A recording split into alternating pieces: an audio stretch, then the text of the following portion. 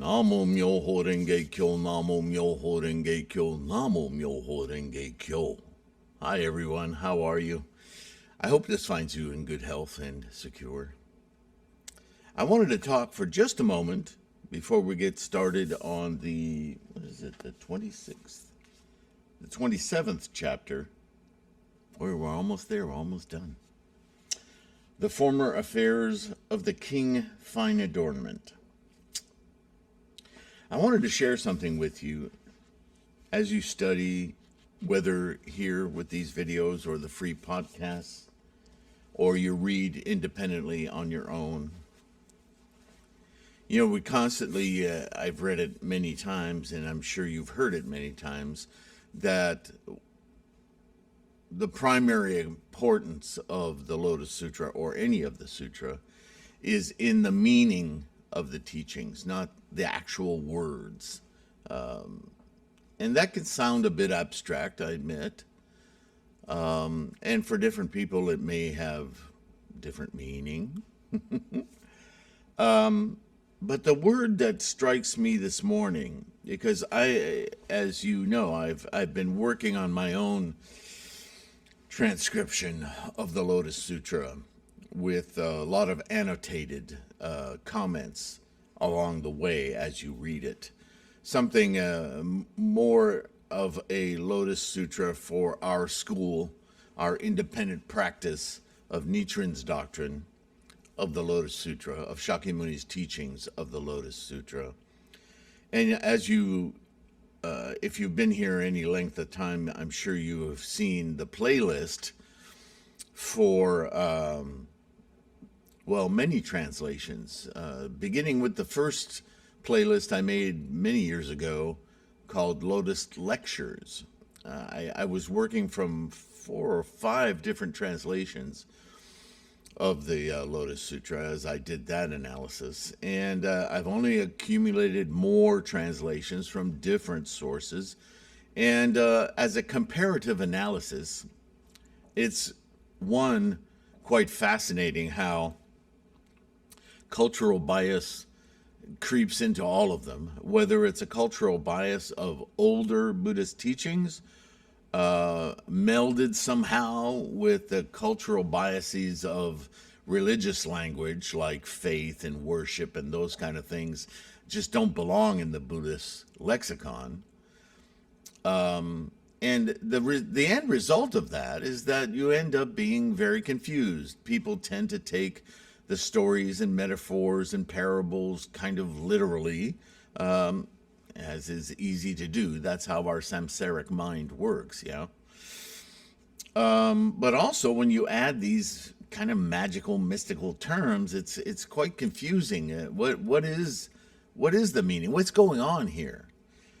So undoubtedly, as I'm sure you can already tell, my endeavor in going through all of these translations is to come up with a transcription that is as absolutely faithful, as accurate as I can make it to what?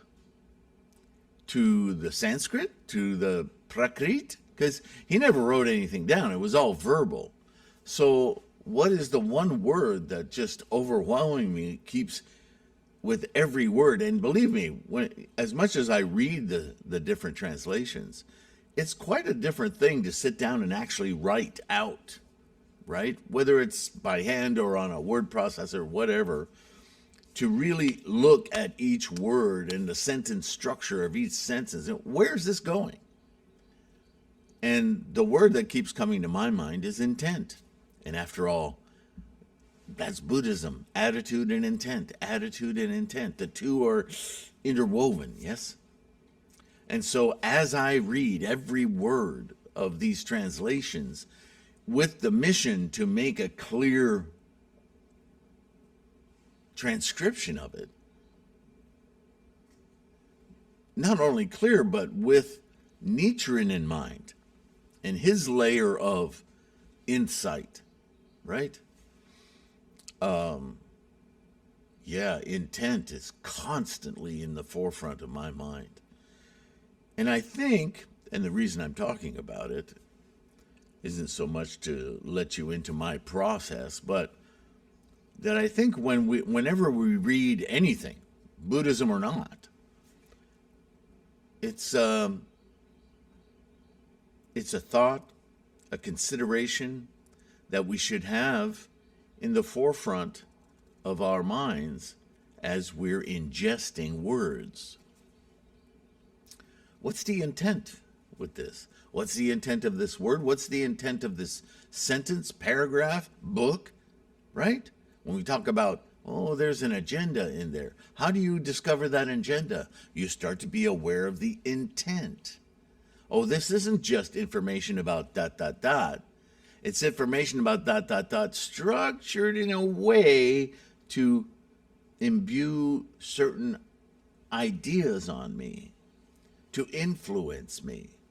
So what would Shakyamuni's influence be? What would Nichiren's influence be? Right? I mean, I've said it before and I have videos about it. In Buddhism, we do not worship. We manifest. Namu Myoho Renge Kyo. We manifest Buddha. That's not a prayer. That's not wishing for something to come to you from outer space or for somebody to hand you something. Right? It is self-manifestation, self-realization, self-awareness, Buddha-ness. Buddhism is a very individual practice, and it depends on your, what would Nietzsche say, resolve. Single-mindedness, boy, is that throughout all of these translations in some form, from Shakyamuni all the way to Nichiren, single-mindedly instantiate Buddha. Okay, so with that in mind, let's go back into Leon Hurvitz's translation of the Lotus Sutra. The former affairs of King Fine Adornment. What is the intent of these words, these stories? At that time, the Buddha declared to the great assemblies, in an ancient age long past, beyond incalculable, endless asamkaya kalpas, past reckoning or discussion, there was a Buddha named Wisdom adorned with flowers. By the king of constellation named Thunder Sound of Clouds. Oh man, that's a long word. I'll let you try to read that. Tathagata Doran Samyak Sambodhaya. His realm was named Lustrous Adornment, and his kalpa was named Joy to Behold. Now already, just for a moment, if this was that long ago, were there humans around?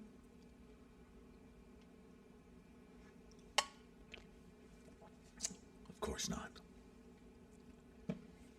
Again, that time dilation that Shakyamuni uses to great effect to try to break people's attachment to the clock, to time-space. He's talking about the Tathagata suchness, which that is the cosmos itself. Don't misunderstand that. I'm talking about the engine of life. I'm talking about the three components of energy, formations, or ripples, if you're into quantum fields, right? Quantum energy, vacuum energy. If you're into any of those sciences, it doesn't matter if you're not. But the idea of ripples, energy going through in formations, that some kind of a ripple action, something occurs to disturb, disrupt, enliven interactions. Interactions of what? Energy. Which fundamentally, whether you're deep into science or not, is what everything is made of. We call them particles or atoms or molecules, but all at some level are just different forms, amalgams of energies. Different temperatures, different pressures, different blah, blah, blah, electromagnetic energy. It's all about energy. And in this formula of energy through formation into the realms of form, we have the equation Buddhism most dissects. That is, that formation of form is karma. It is something with properties, right? We chant them every day when we do Gongyo. Nyose so, nyose in, nyose en, nyose kan, nyose ho, right? Those are the 10 factors or the 10 suchnesses of realms of form. Realms of form can be identified with these 10 suchnesses. All of them, from an atom to an elephant, to a planet to a star, to the cosmos itself. That formula begets karma, but the karma or that formula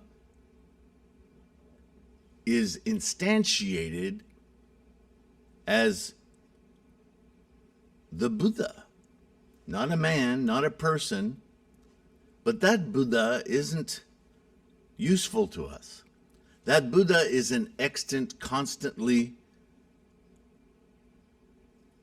continuous momentum that is everything in the cosmos, all phenomena. What is useful to us, though, is our mind perceiving that very process, the engine of life, occurring, being within its momentum, to experience that very truth. That's not normally how we look at the world. We tend to look at the world after that's all done. We take account. Oh, there's one of those, there's one of those. This isn't that, that isn't this. And by identifying all that stuff, we start to get a conjured picture of self, a physical self. Even if we include attitude in that, it's still an attitude born of possessions, amalgamations, collections, refuse, attitude. But that's samsara. That's the way we experience the physical world. Very materialist. What we're trying to do with Buddhism is to break loose of that and see the world as it is occurring. The process of life, the engine of life. Oh, that self, that isn't conjured. That's a sentient experience of the process at work. And then everything seems different, appears differently. We don't need to sink our claws into stuff. We're all happening right along with it. That's a very different point of view. Yeah? So when Shakyamuni talks about these long, long ago, timelessness, he breaks time and space all the time. He wants to shift our mind from samsara to conceptual experience. So all these different Buddhas he's talking about, all these different bodhisattvas, these emanations as we read, they're fabrications to indicate a singular thing. And isn't this the one Buddha vehicle, the one vehicle law, the great vehicle law? It's about what we can call the Tathagata suchness. That suchness, that tendencies and conditions of the cosmos that we all instantiations of that innate Buddha. We just have to awaken it. It's in there sleeping. It's not really sleeping. It's just that we're so busy collecting, we don't listen to it. We don't hear it. So we need to kind of push that samsaric monkey mind aside so that, things, wow, look at that. This is very different. Nichiren, thank you, Nichiren, provides us a focal tool for this materialist world, this physical plane, this realm of forms. He gives us a perfected form of the ceremony in the sky or in the air, the treasure tower, Namo Myoho Renge Kyo, 7 jewels. He puts it all in a scroll, has us put it in a stupa via the Butsudan. We make our offerings, light, smells, incense, plants, water, right? Just like we're enacting the Lotus teaching. And by focusing on Myoho, Namo Myoho Renge Kyo, those monkey minds, they get weaker and weaker. They fade to the back as we penetrate our Gohanzen portal, our mental awakening of the Buddha eye. And with our voices, our bodies, our tongues, the air in our lungs, the vibrations, hearing ourselves, keeping a rhythm, we slowly migrate into this potential instantiation, Myoho, and then Renge happens. Boom, we're there. We're in Buddhahood. At first it's fragile, but it's also very reactive, right? Whenever you experience something new, it's like, something happened. I don't know what. I'm not used to it, but things are different, right? Happens. Then over time, we get accustomed to it. Man, we get bored so easily. But over time, if we can just stick with it, right? What does Nichiren say? Resolve, resolve, resolve. Well, it's all based on understanding the intent of these teachings. So now I'm going to shut up and get back to it. All right. I can't believe how long.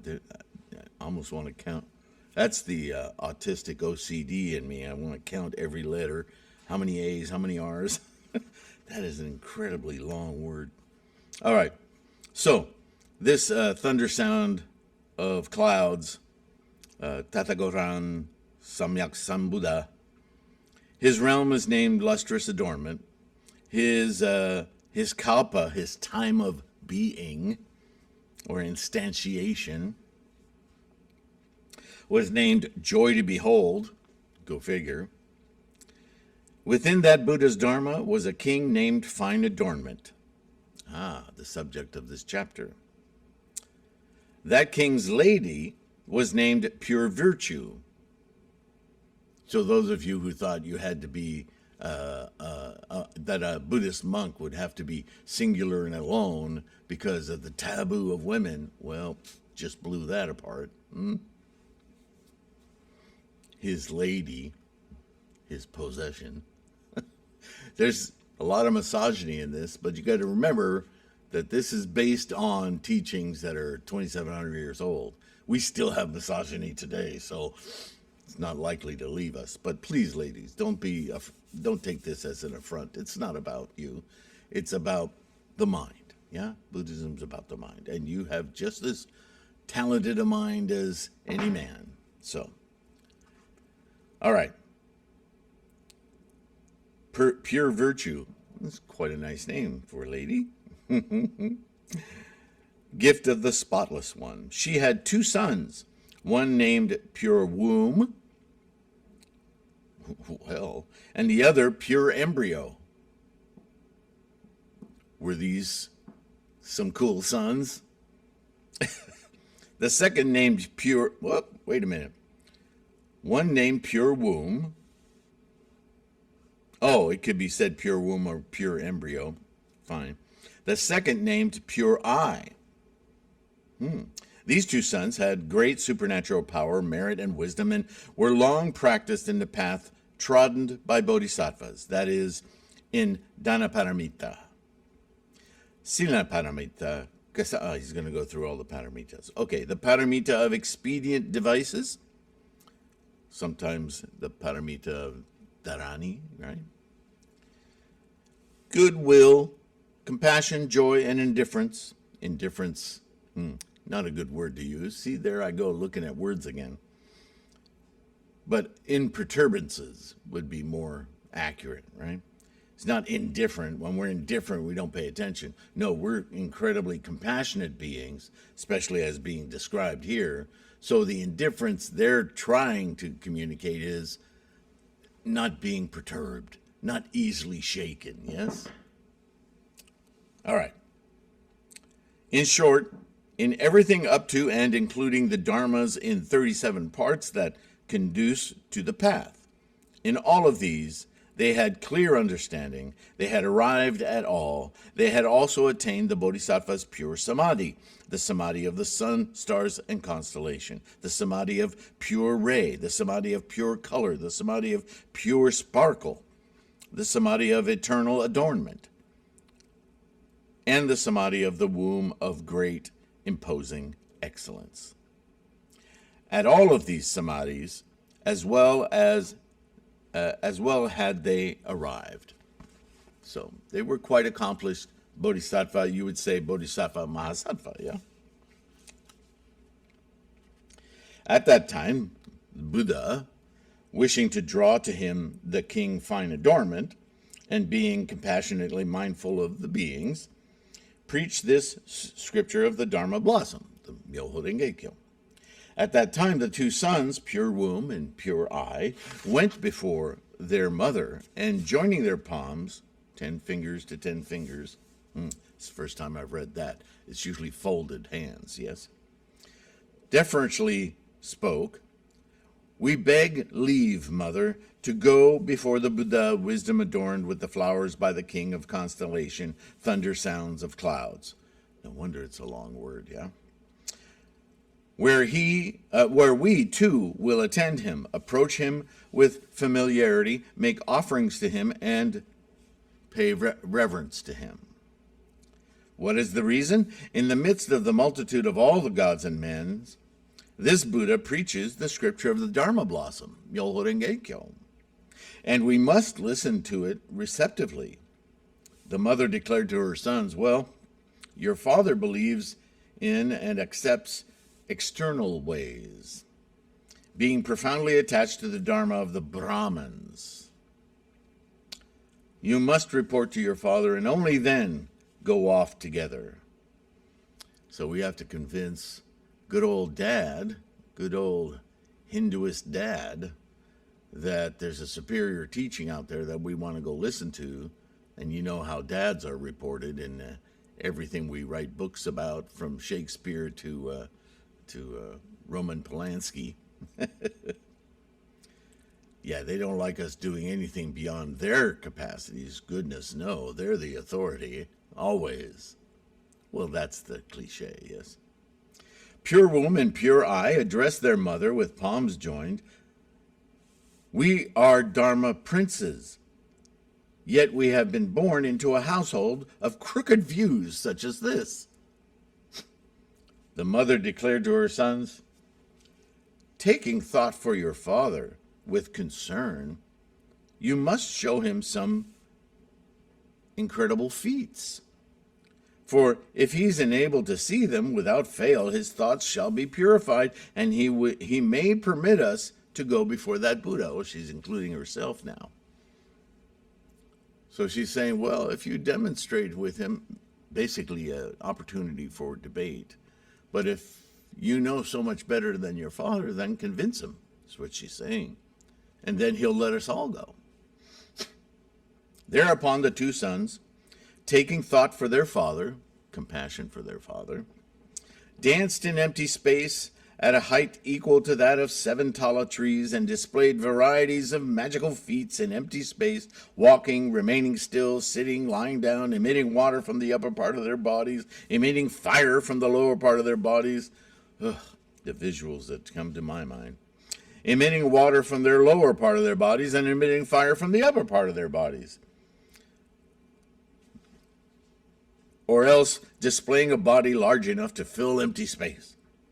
Then displaying a small one, or a small one and then a large one, vanishing in empty space, then suddenly appearing on the ground, sinking into the earth as if it were water, treading on the water as if it were earth. Displaying such a variety of magical feats as these, they caused the king, their father, to believe and understand with a pure heart. Wow, I'm blown away, right? Well, please don't take this story as literal, yeah. But obviously, they spoke to their father of some quite mind-opening things. I really wish it was more like that, or at least translated more like that, because this is, I know, it's fun to write this way, but it can confuse people, right? At that time, the father, and again, Buddhism is about the mind, so these could be wonderful stories to get the mind to wander, and as one of you pointed out to me in a comment, sometimes, when you fuse with the mandala, you might use the word, that was magical. But we understand when we say magical as Buddhists that we don't mean a rabbit out of a hat. Even a magician will tell you that it's all sleight of hand, right? So what we're focused on, again, is mentation. How do we conceive of ideas and conjure truth, right? So I don't like to use the word magical because it's too often a connotation of exterior forces instead of understanding that it's our mind at work, yes? All right. The 2 sons spoke deferentially. The fathers asked them, whose pupils are you? Who is your teacher? Where do you get all this insight and information? How do you know all of this, right? That's a good king. He's not insulted. He's rather enamored and not to be one-upped. He wants to know where this information come from. Can I rely on it, right? O great king, that Buddha wisdom adorned with flowers by the king of constellations named Thunder Sound of Clouds, who's seated on a Dharma throne at the foot of a Bodhi tree made of 7 jewels, in the midst of the multitude of gods and men of all the worlds, broadly preaches the scripture of the Dharma blossom. He is our master, and we are his disciples. The father told his sons, now I also wish to see your teacher. Let's go together. Make sure I'm hearing this correctly and see what I can make of this, right? Thereupon the 2 sons descended from empty space and arrived before their mother, where, with palms joined, they deferentially addressed her, saying, the king, our father, now already believes and understands and is capable of opening up his thoughts to Anattara Samyak Sambodhai. For our father's sake, we have already done the Buddha's business. Typical sons, right? We beg permission, mother, to leave the household and cultivate the path before that Buddha. Oh, this is a big ask. This isn't just going to visit. This is to leave the household. We've heard this before, right? So the king, the father, no little perturbance is this, that these sons wish to leave the abode of the household, their support, their responsibilities, their household responsibilities to the family, to him, to the mother, to go be monks and follow this teacher of the law. That's a much bigger ask, right? At that time, the 2 sons, wishing to restate this meaning in gathas, addressed their mother. We beg you, mother, to let us leave the household and become sramanas, for Buddhas are very hard to encounter, truth. And we would learn as a Buddha's followers, rare as the Andambara flower, nay, harder yet to encounter is a Buddha, Shaking off one's troubles is also difficult. We beg permission to leave the household. Very respectful ask, but no less a huge ask, yeah? The mother straightway declared, she didn't have to think about it, I permit you to leave the household. What is the reason? That Buddha is hard to encounter. So she understands the import of their enlightenment. And of course, being parents, they too, right? Filial responsibility. Filial, depends on how you say it. Thereupon the two sons addressed their father and mother, saying, Excellent father and mother, we entreat you. It is time to go before the Buddha, wisdom adorned with flowers by the king of constellations, named Thunder Sound of Clouds, to approach him with familiarity and to make offerings to him. What is the reason? A Buddha is hard to encounter as an Adambara flower, as hard as it would be for a one-eyed tortoise to encounter a hole in a floating piece of wood. That's an ancient story, and Nichiren talks about it a lot, right? Yet our former merits have been profound and of great proportions. We have been born into the Buddha Dharma. For this reason, father and mother, you must grant us permission, thus enabling us to leave the household. What is the reason? The Buddhas are hard to meet, and the time is also hard to encounter. At that time, in the rear palace of the king fine adornment, 84,000 persons all became capable of receiving and holding this scripture of the Dharma blossom. This number 84,000 comes up a lot, doesn't it? Simply a stand-in or a meme, if you will, for a huge amount. The Bodhisattva Pure Eye was already long accomplished in the samadhi of the Dharma blossom. He'd already been practicing. The Bodhisattva Pure Womb, for incalculable hundred thousands of myriads of millions of kalpas, had been accomplished in the samadhi of that separates one from evil destinies, for he wished to enable all living beings to separate themselves from their own evil destinies. A very bodhisattva aspiration, yeah? Now, obviously, the sun wasn't as old as the cosmos, as this would indicate, but that Tathagata suchness, which is timeless, was evidently informing his ninth consciousness, his karmic instantiation as a human being, yeah? The royal lady attended the samadhi of the Buddha's assemblies and was able to know the treasure house of the Buddha's secrets. In this way, the two sons, by resort to the power of expedient devices, skillfully converted their father, causing his heart to believe or to accept and understand and to love the Buddha Dharma. Wow. Thereupon the king fine adornment, together with his assembled ministers and his retinue, the lady pure virtue and the harem women, and a retinue of the rear palace, as well as his two sons together with their own 42,000 men, at the same time went to the Buddha's palace. Let's all go. Family picnic. When they reached it, with their head bowed, did they obeisance or reverence to his feet, circumambulated him 3 times, and then stood off to one side. At that time, the Buddha preached the Dharma to the king, demonstrated to him, taught him, benefited him, and afforded him advantage. Advantage being insight, yes? The king was overjoyed. Then the king, fine adornment, and his lady undid their pearl necklaces, whose value was 100,000 thousands, and scattered them over the Buddha. In the midst of empty space, they magically created a jeweled terrace with 4 pillars.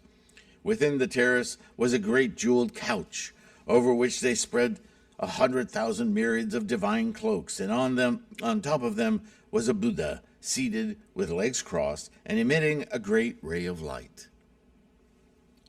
At that time, the king fine adornment thought, a Buddha's body is rare, erect and awesome, most distinguished, having perfected matter of supreme subtlety. At that time, the Buddha, wisdom adorned with flowers by the king of constellation, named Thunder Sound of Clouds, declared to the fourfold multitude, right? The fourfold, monks, nuns, laymen, laywomen. Do you see this king fine adornment, standing before me with palms joined, or do you not? This king with my Dharma shall become a bhikshu. With subtle striving, he shall cultivate and practice the dharmas that conduce to the Buddha path, and shall contrive to become a Buddha, whose name shall be King of the Sala trees, whose realm shall be called Great Light, and whose kalpa shall be called Age of the Great Exalted King. That Buddha, King of the Sala trees, shall have an incalculable multitude of bodhisattvas and an incalculable number of voice hearers, shravakas. His realm shall be flat and even, free of obstacles. Such shall be his merits. Straightway that king conferred the realm upon his younger brother, and with his lady, his 2 sons, and his varied retinue, left the household within the Buddha Dharma and cultivated the path. When the king had left the household for 84,000 years, constantly striving and vigorously persevering, he put into practice the scripture of the blossom of the fine Dharma. When this time had passed, he attained the samadhi of the adornment of all pure merit, and straightway ascended into empty space to a height equal to that of 7 talas trees. That analogy is used a lot in this story, isn't it? Where are we time-wise? Yeah. Okay. Oh, we'll do one more paragraph here, and yeah, it goes on quite a while. Yeah. Okay. Then he addressed the Buddha, saying, O world-honored one, these 2 sons of mine have already done the business of the Buddha by resort to supernatural penetrations, see, mind, and feats turning my crooked thoughts and enabled me to dwell secure in the midst of the Buddha Dharma and to see the world-honored one. These 2 sons are my good friends. It is because they wish to raise up my wholesome roots of former ages to confer benefit upon me that they came to be born in my house. It's quite a beautiful thing to say about your sons, right? So, we will continue with this hyperbole of the affairs of King Fine Adornment. A story, obviously, of filial, which Nichiren would pick on upon, that filial responsibility, that filial connection, right? Karmic connection to, the whole family ends up leaving the household. So who's running the place? I don't know. Anyway, that's not the point, is it? It's a departure, if you will, from ideations of the physical material world to a much higher plane of understanding of life as a whole and being immersed in that mind state, yeah? So, curious to see where we end up going in this story. We'll probably finish it in the next video. In the meantime, I have to thank you again for your support. Like and subscribe. It's a Bodhisattva act, right? Because it helps promote. If it's helpful, and many of you have been buying ebooks, print books, mandalas, super helpful to keep the bills paid and this multifarious resource growing and present. So thank you for that. Patrons, you guys are bodhisattvas. Your donations monthly through Patreon or PayPal directly, incalculable. Well, they're calculable, but without measure, their influence and their support for me personally and for everything I'm trying to do in this resource. You guys are awesome. So thank you. And as usual, please take care of your health so you can keep your practice strong and savor it.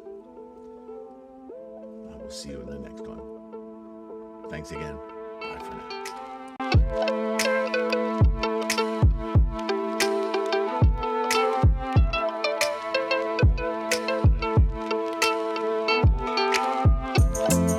now.